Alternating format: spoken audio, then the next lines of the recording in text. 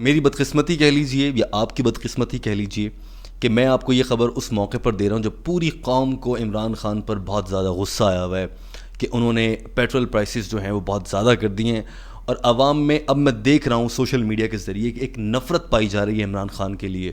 ایسا لگتا ہے کہ عوام مایوس ہو چکے ہیں، اور میں اگر بہت آگے جا کر دیکھوں تو مجھے بعض اوقات یہ بھی لگتا ہے کہ عمران خان سے بھی مایوس ہو گئے ہیں، کہ وہ جو کرنا چاہتے تھے، جو خواب دیکھا تھا، اس میں ان کو بہت مشکل آ رہی ہے۔ اب وہ آنے والی مشکل پیک پر ہے اور ان سے کچھ بھی نہیں ہو پا رہا ہے۔ وہ ایک چھوٹے چھوٹے مافیاز، چینی مافیا، یہ پیٹرول پمپ مافیا، ان کے آگے بھی بے بس ہونے لگے ہیں کیونکہ نیچے کوئی بات نہیں سنتا ہے ان کی۔ اسی لیے میں نے کہا کہ بدقسمتی ہے کہ میں ایسے موقع پر آپ سے مخاطب ہو رہا ہوں کہ آپ کو میری بات پر شاید یقین کرنا تھوڑا مشکل ہو، لیکن اگر آپ غور سے سنیں اور سمجھیں گے تو آئی ایم شیور کہ آپ کو بات سمجھ آئے گی۔ میں بات کر رہا ہوں عمران خان کے اس فیصلے کی جس نے پاکستانی قوم کو ایک بڑی تباہی سے بچایا ہے۔ دوستو، آپ دنیا کے نقشے پر دیکھیں تو 150 سے زیادہ ممالک ہیں، ان میں کم سے کم 50 ممالک تو ایسے ہیں پاکستان ان میں ترقی کے لحاظ سے نہیں آتا ہے۔ وہ بڑے ممالک ہیں، امریکہ، China, Japan, France, Germany, Italy, Europe, New Zealand, Canada, کتنے بڑے بڑے ممالک ہیں، ٹرکی، سعودی عرب۔ پاکستان ان میں کسی کھاتے میں نہیں آتا ہے، لیکن کرونا وائرس ایک ایسا مسئلہ ہے جو کہ پوری دنیا میں آیا ہے، ہر ملک میں آیا ہے، ہر ملک نے اس سے نمٹنے کی اپنی ایک اسٹریٹجی اپنائی ہے۔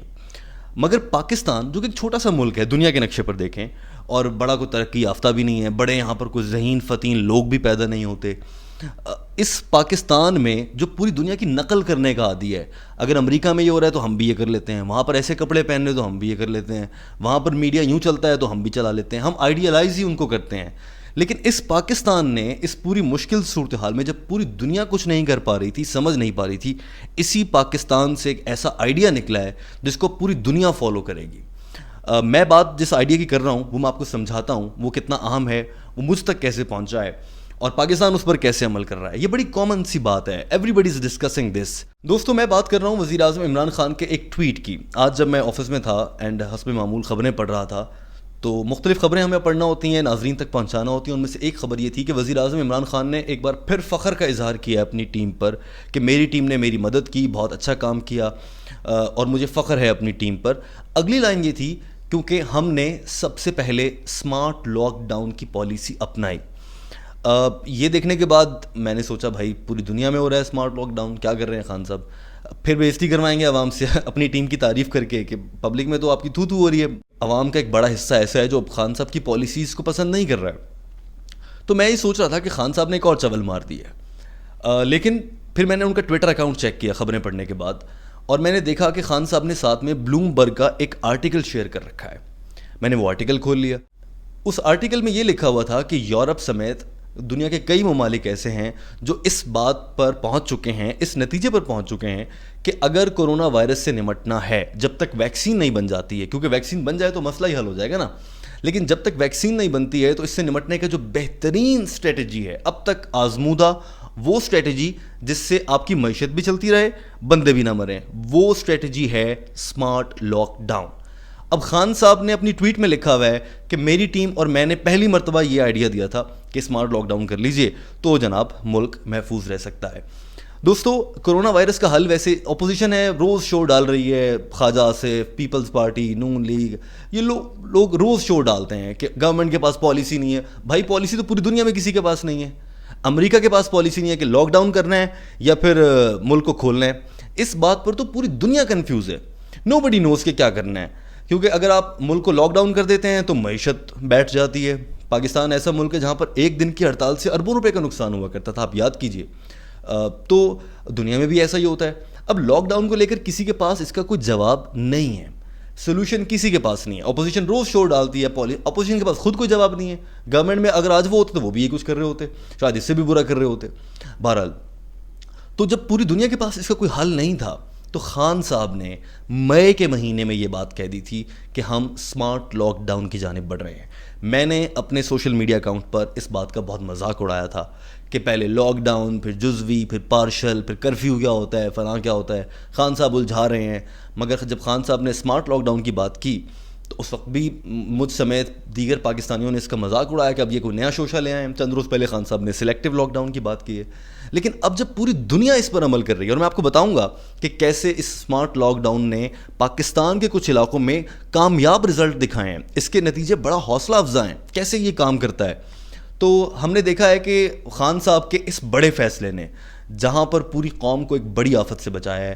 ورنہ دوستو دنیا میں پاکستان وہ ملک ہے جہاں پر اموات کی شرح بہت کم ہے. یہاں پر 2 لاکھ سے زیادہ کیسز ہیں اور لوگ ٹوٹل آپ کے 4000 مرے ہیں صرف. اللہ مغفرت فرمائے اور ہمیں بچائے، سب کو محفوظ رکھے.